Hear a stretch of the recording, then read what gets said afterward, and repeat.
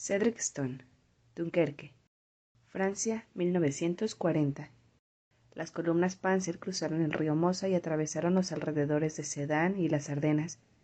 Los alemanes arrasaron pueblos enteros a su paso y dejaron un reguero de incendios y refugiados belgas que viajaban a pie sin nada en los bolsillos. El pelotón de Cedric abandonó su posición tras los bombardeos en la zona de Abbeville.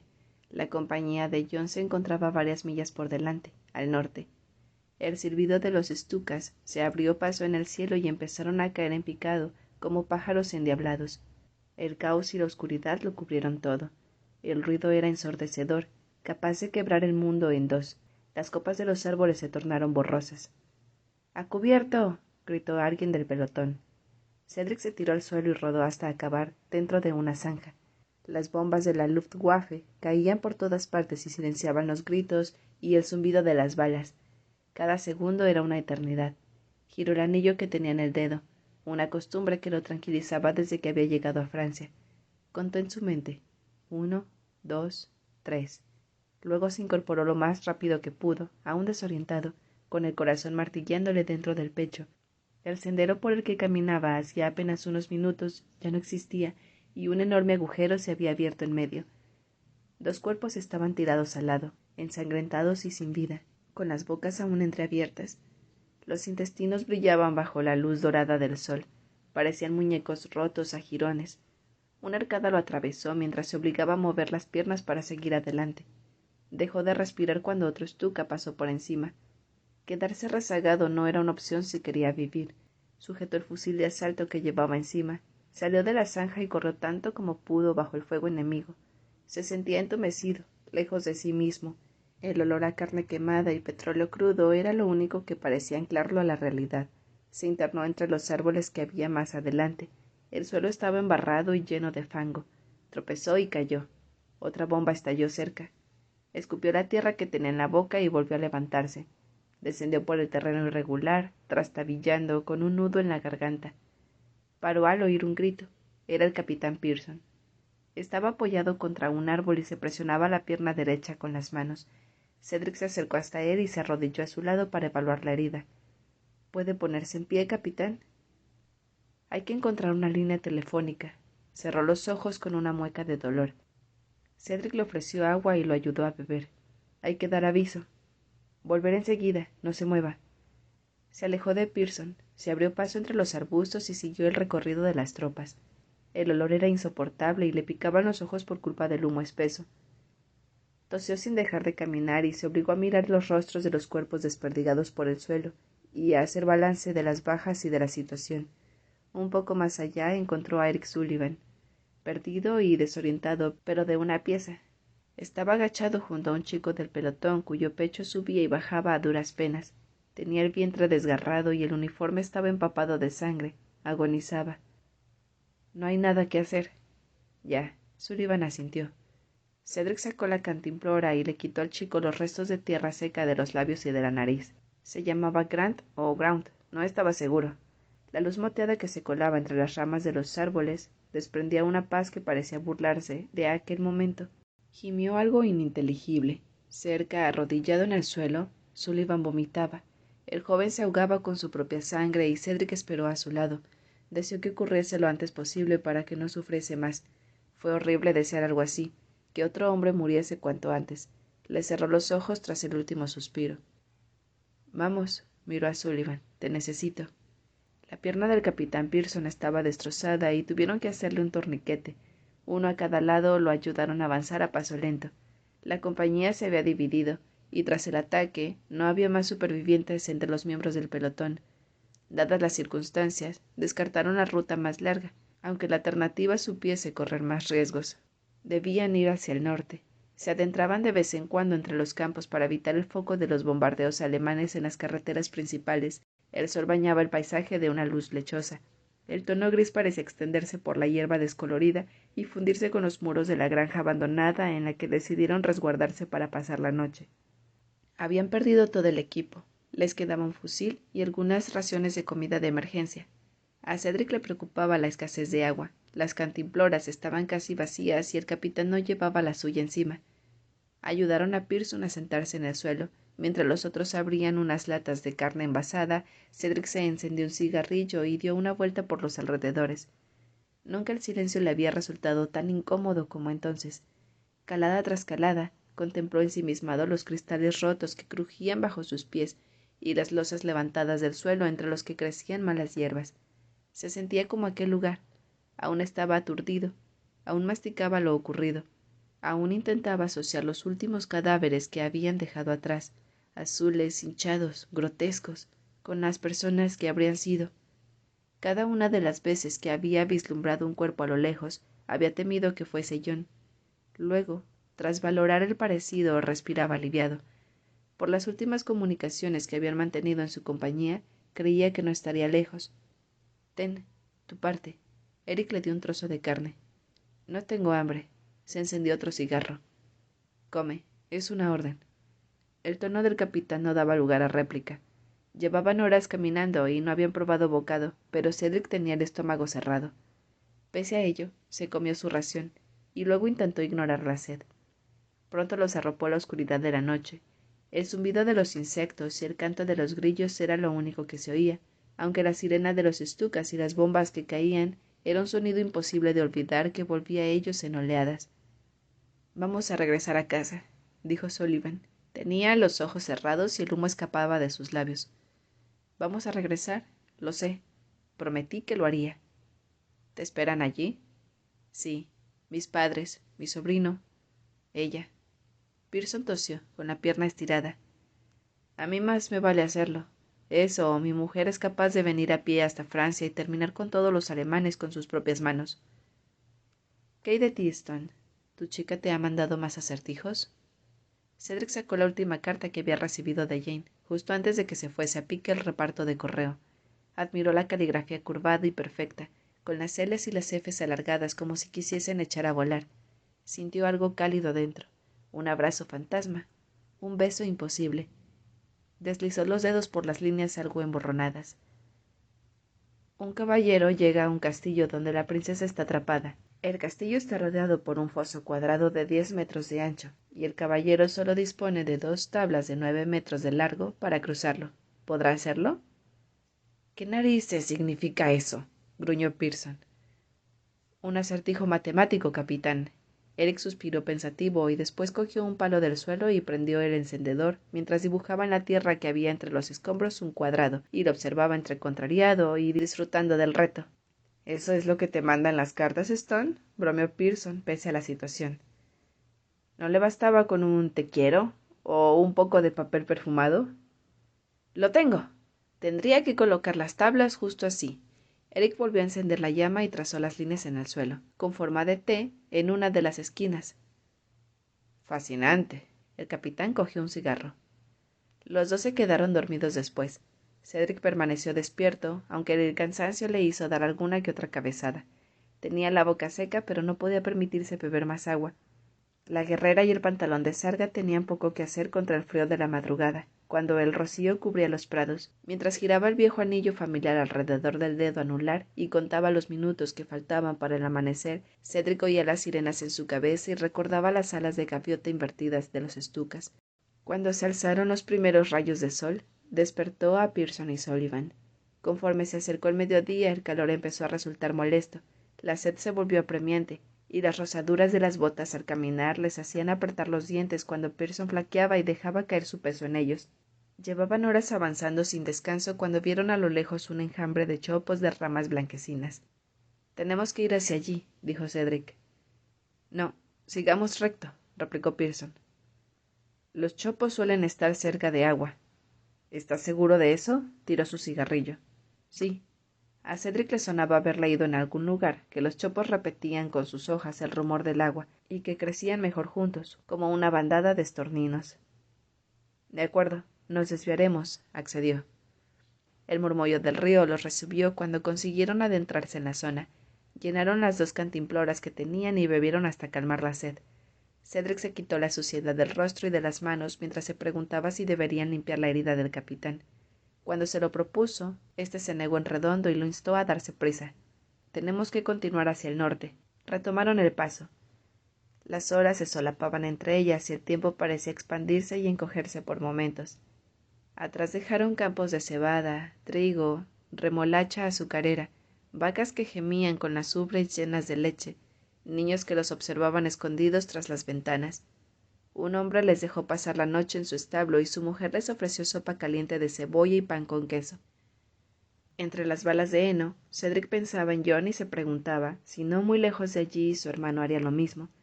¿Cuántas millas, carreteras, bosques y ríos los separarían? Al cerrar los ojos, volvía al verano anterior, cuando los insectos bailaban alrededor. El mundo era un lugar blando. La luz ambarina caía como un velo y en las playas solo se veía bañistas y pescadores, sin rastro de alambres de púas ni de fortines de hormigón. Cuando lograron cruzar gravelines y llegar a una de las carreteras principales, estaban exhaustos, hambrientos y con los pies destrozados, así que decidieron ir en línea recta en lugar de campo a través. Conforme avanzaban, se cruzaban en su camino más soldados y camiones que iban en la misma dirección. Todos parecían igual de abatidos en aquella retirada a contrarreloj. Tan solo se detenían cuando el enemigo atacaba con enjambres de estucas, obuses y ametralladoras. Cedric dejó de quitarse las botas para aliviar el dolor de las heridas por miedo a no ser capaz de volver a calzárselas a causa de la hinchazón. Atravesaron una zona que había sido atacada. Había que bordear los cráteres que se abrían en el camino, y entre los escombros se adivinaban restos humanos. Hijos, hermanos, padres, amantes. En algún lugar alguien aún estaría esperándolos. El hedor era espantoso y las moscas revoloteaban alrededor. En las inmediaciones de Dunkerque ardían los tanques de petróleo y docenas de soldados se movían en la misma dirección, pero muchos parecían perdidos o a punto de desfallecer.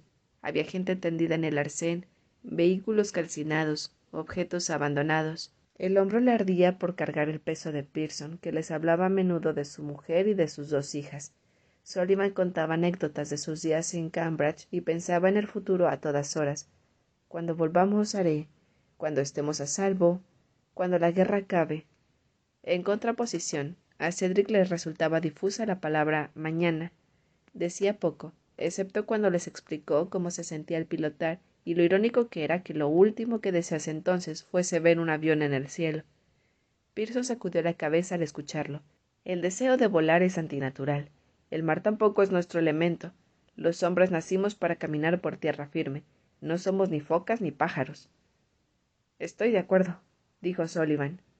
Ascendieron una pendiente arenosa. La costa estaba cerca. La brisa del mar despertaba los recuerdos del hogar.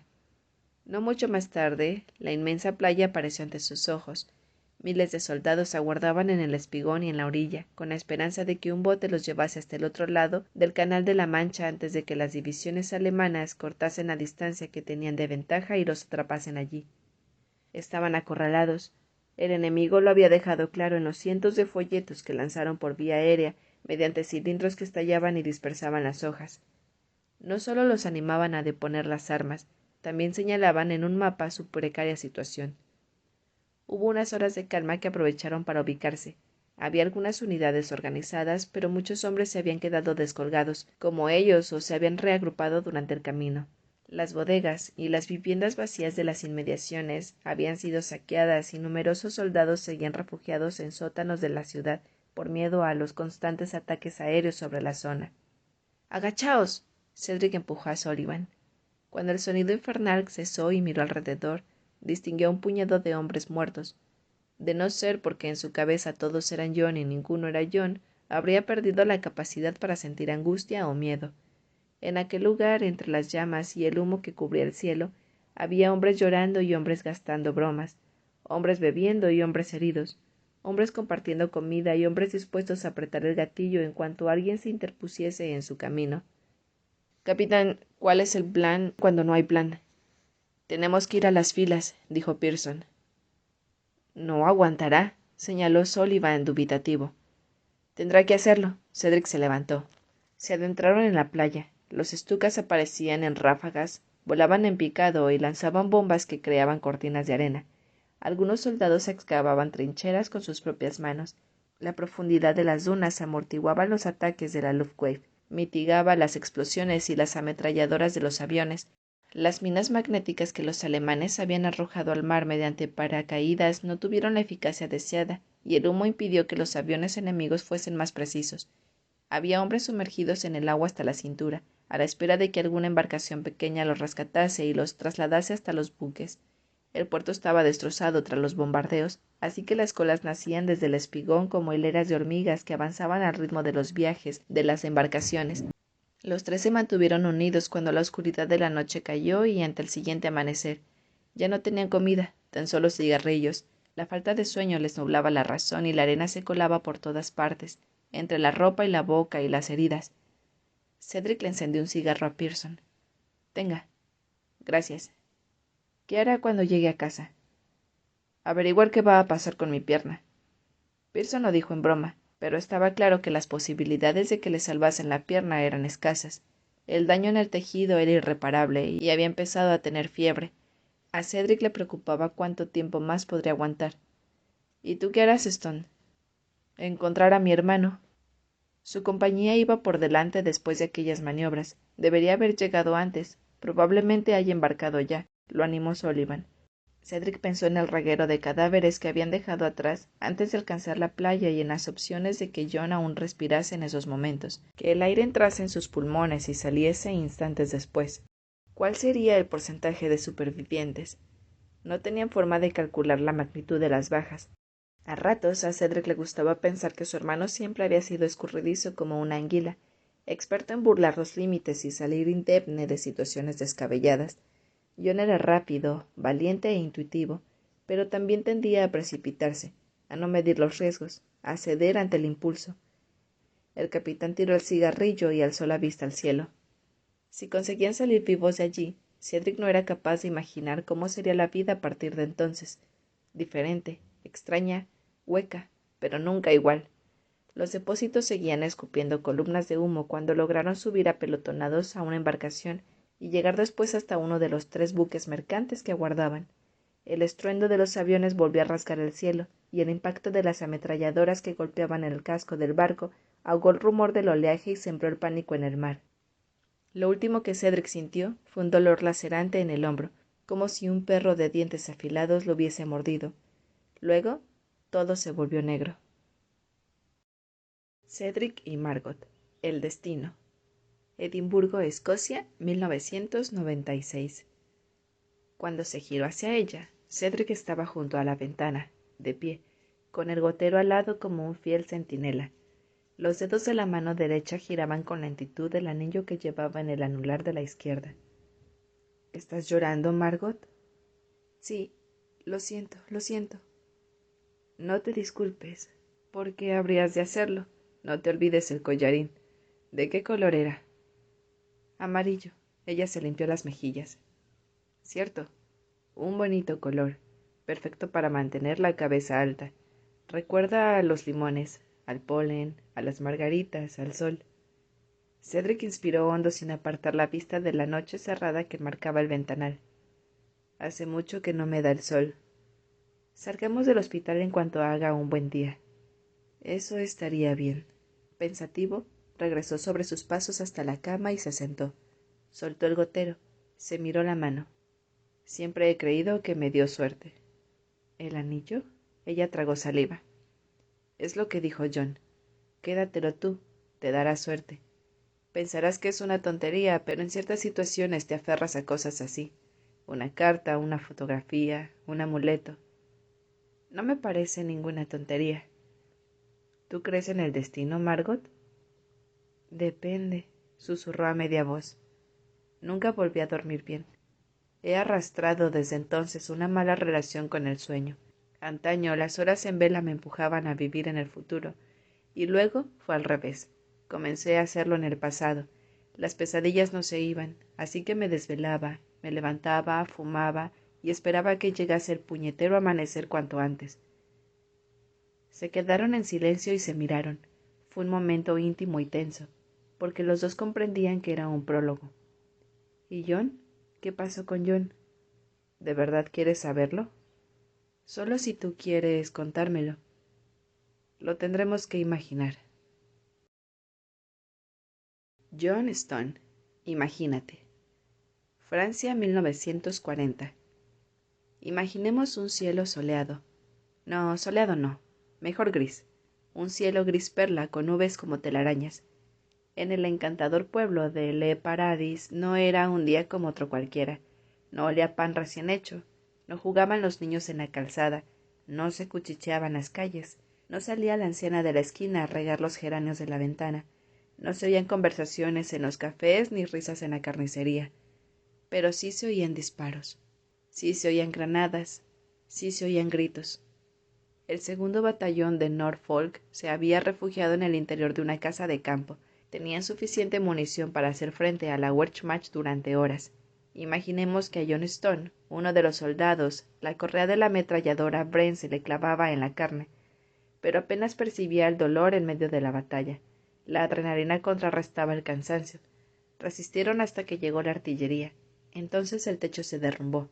Los muertos y los heridos aumentaron y las balas escasearon. Dejaron atrás el edificio en ruinas y se refugiaron en un establo. El oficial al mando decidió que se rendirían. No quedaba alternativa. Serían prisioneros de guerra. John ayudó a un compañero herido a caminar. Salieron con una bandera blanca, pero eso no los detuvo. En su lugar, desnudaron a los más de 90 soldados ingleses hasta la cintura y los obligaron a colocarse en fila delante de la pared de un granero. Imaginemos que John pensó en la mermelada que hacía su madre, en el vértigo al saltar desde las rocas al mar, en la brisa salada de Cornualles, y quizá también recordase la luz que entraba por la cocina de la casa, el ángulo exacto, y lo bien que se sentía cuando tenía mejor puntería que su hermano con el tirachinas y su padre lo miraba orgulloso. Y luego llegaron los gritos y los disparos. Se remató a los supervivientes con bayonetas. Después los enterraron en una fosa común. El gris perla del cielo se tornó gris ceniza. Gatos y perros. Edimburgo, Escocia, 1996. Cuando a él se le quebró la voz, Margot rompió la distancia que los separaba y lo abrazó. Cedric no estaba seguro de cuándo había sido la última vez que otro ser humano lo había estrechado de aquella manera, como si quisiese sostenerlo y arroparlo. Y no lo hacía en los brazos de un familiar ni de un amor, sino de una amistad. Nunca le había dado demasiado valor a esa palabra. Había tenido muchos conocidos, pero pocos amigos de verdad. Se le daba muy bien escuchar y muy mal hablar. Con Margot todo era diferente. Había aparecido cuando a él ya no le quedaba nada, ni siquiera la suficiente fuerza como para mantener la coraza con la que siempre había cargado, y ella era dulce. Le despertaba ternura. Era la prueba de que aún existía gente amable en el mundo. Perdona, no pretendía incomodarte. No lo has hecho, contestó Cedric. Tampoco me enorgullece haber abierto viejas heridas. Margot se apartó y se enjugó los ojos. Imagino lo difícil que debe de ser para ti. ¿Cómo es posible que algunos recuerdos de hace 50 años me parezcan más nítidos que los de la semana pasada? Es como si hubiesen permanecido dormidos en algún rincón y de repente estuvieran despertando con tanta fuerza que se han vuelto incontenibles. Últimamente no dejo de pensar en él. Cedric cogió aire, siempre congelado en aquel chico de 18 años que no logró regresar a casa. Lo veo tal como era entonces, y veo también al niño que nunca paraba quieto, travesura tras travesura, con el tirachinas en la mano derecha. Me he pasado toda mi vida limitándome a decir, mi hermano murió en la guerra, como si esas 6 palabras fuesen suficientes para describir el horror que vivimos allí, y tú eres la primera persona a la que se lo cuento así, escarbando. Haces que me sienta afortunada. Yo también pensé eso cuando te vi por primera vez. Miento, ahí no. Ahí fue cuando creí que estabas robándome mi anillo, pero lo supe después. Ninguna otra persona que conozco se habría quedado a pasar la hora de la comida con un viejo cualquiera. Eres un escéptico. Nihilista suena mejor. ¿Cómo puedes ser gente y no creer en la gente? Precisamente por eso. Sé lo que tengo dentro. Me cuesta creer en la bondad, aunque tú te empeñas en tirar por tierra mis ideas. Voy a seguir intentándolo a diario. Ya veo. Me sorprende que puedas mirar el mundo con buenos ojos después de todas las piedras que te has encontrado en el camino. Eres más perro que gato. ¿Por aquello de que un perro siempre vuelve aunque lo apaleen? No quería decir... Ya me entiendes. He aprendido a defenderme. Sé poner límites. Ahora lo sé, pero sí, si alguien me tiende la mano, me acerco y olisqueo con curiosidad. ¿Es algo malo? Al revés. Ojalá nunca cambies. ¿No estás cansado de ser gato? Un poco. Vivir alerta es agotador.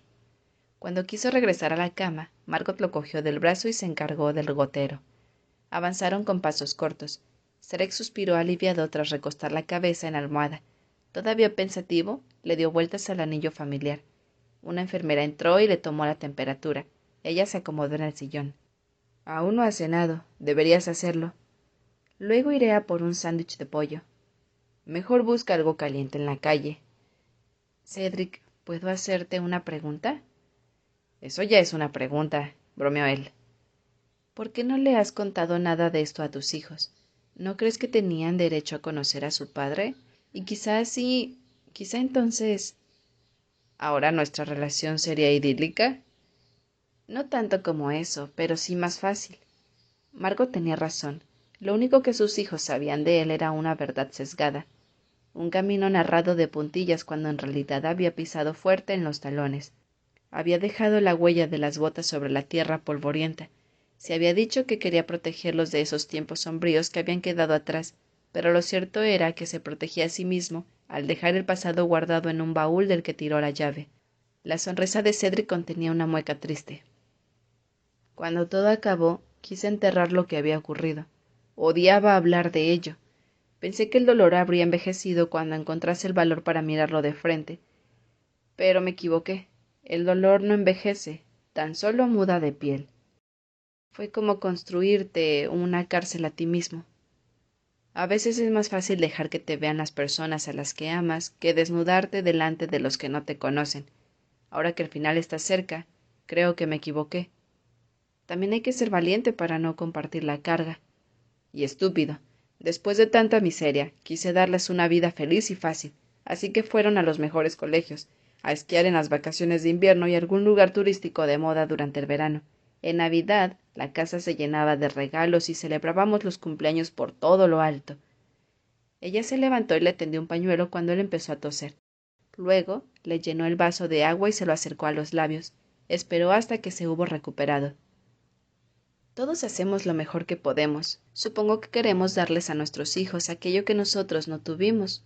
Puede que sea una forma de resarcirnos. ¿Y qué es lo que no tuviste tú, Margot? Libertad, fíjate. Algo tan simple. ¿Quién te la arrebató? Las circunstancias. ¿Quieres hablarlo? Margot dudó. No solo porque estaba cansada después del día de trabajo y de ir a dejar a los chicos en casa antes de volver al hospital, sino porque se sentía egoísta al quejarse de algo tan nimio tras escuchar la historia de Cedric. No tiene mucha importancia. Venga, Margot, insistió él. Es que es algo ridículo y yo... Nada es ridículo. Cada uno tiene su realidad. Ella cogió aire y lo soltó despacio. Tenía la impresión de que aquella habitación no era solo una habitación, sino también una iglesia propia, un lugar ajeno al ruido exterior donde ellos podían confiarse, el uno al otro sin reglas ni limitaciones. La relación con Eleanor había sido un tallo tierno que se había ensanchado y fortalecido con el paso del tiempo, pero en Cedric todo era rápido y sustancial, un árbol que había aparecido de golpe delante de sus narices y cuya amistad le exigía nutrientes y agua. Mis padres eran mayores cuando llegué al mundo. Ya habían tirado la toalla tras años intentando tener hijos y aparecí para demostrar que existen las posibilidades remotas. Los dos fueron increíbles. A él le encantaba la jardinería y cocinar. Ella era una gran lectora y me enseñó a valorar las buenas historias, así que quizá debamos agradecerle que hoy esté aquí. Pero... se mordió el labio. Enfermaron a la vez. Así que, a pesar de que fui la mejor de mi promoción y de que me concedieron una beca, no pude ir a la universidad. ¿Qué ocurrió? Me quedé cuidándolos. ¿Qué otra alternativa tenía? Él sufría una insuficiencia respiratoria aguda y ella, cáncer. Empecé a trabajar en la cafetería en la que conocí a Ten porque necesitábamos el dinero. Fallecieron con 4 meses de diferencia. No sabes cuánto lo lamento. Entonces, todo mi mundo se redujo a Ten. Las cosas sucedieron rápido. Era muy joven, me quedé embarazada, entré en una espiral. Margot tragó saliva y se miró las manos.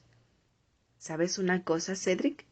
Puedo entender cómo te comportaste con tus hijos, porque es posible que esté haciendo lo mismo con los míos. ¿Cómo no proyectar en ellos tantos miedos y carencias? Por eso necesitaba el trabajo, porque el trabajo es dinero. ¿Y eres consciente de lo que se puede conseguir con dinero? La libertad, adivinó Cedric. Margot asintió y ahí quedó todo. No supo cuándo se quedó dormida, pero sí que soñó con alas, tutús, árboles y el ruido de una máquina de café. Ya había amanecido cuando despertó. Por un momento entró en pánico, hasta que cayó en la cuenta de que era sábado y no tenía que llevar a los niños al colegio. A esas horas probablemente estarían desayunando cereales en el salón y viendo la televisión mientras Eleanor se tomaba su vaso de leche. Se quejó al girarse porque le dolía el cuello. A su lado, con una luz suave encendida, Cedric leía un libro de Jack London que tenía la cubierta desgastada. «Buenos días. ¿Has descansado?» «Sí. Debería ir a por un poco de...» La palabra café murió en sus labios cuando la puerta se abrió y apareció en la habitación una mujer menuda y delgada que llevaba un pañuelo naranja alrededor del cuello y un bolso pequeño con aplique dorado. Rondaría la edad de Cedric y había en sus ojos una serenidad que a Margot la pilló desprevenida. ¿Quién era? Quiso presentarse, pero Cedric cerró el libro que tenía en las manos y dijo: «Hasta el lunes, Margot. Gracias por todo». Margot cogió su chaqueta y salió de la habitación justo cuando la mujer desconocida decía: «Oh, Cedric, ¿desde cuándo no te afeitas como es debido?» No podía ser alguien lejano si le hablaba así, pensó Margot. Le dio vueltas al asunto mientras esperaba delante del ascensor, al menos hasta que las puertas se abrieron y apareció Graham Stone, todo él deslumbrante. Por su atuendo era imposible distinguir el sábado o del lunes. La camisa azul conjuntaba con el color de sus ojos. ¿Ya te ibas? Sí, tu padre tiene visita y... Lo sé. ¿Has desayunado? No me ha dado tiempo. Perfecto. Conozco un sitio que no está lejos, y da igual si eres más de huevos revueltos que de tortitas, porque todo está delicioso. Yo invito. Vamos. Margot no pudo ni quiso negarse.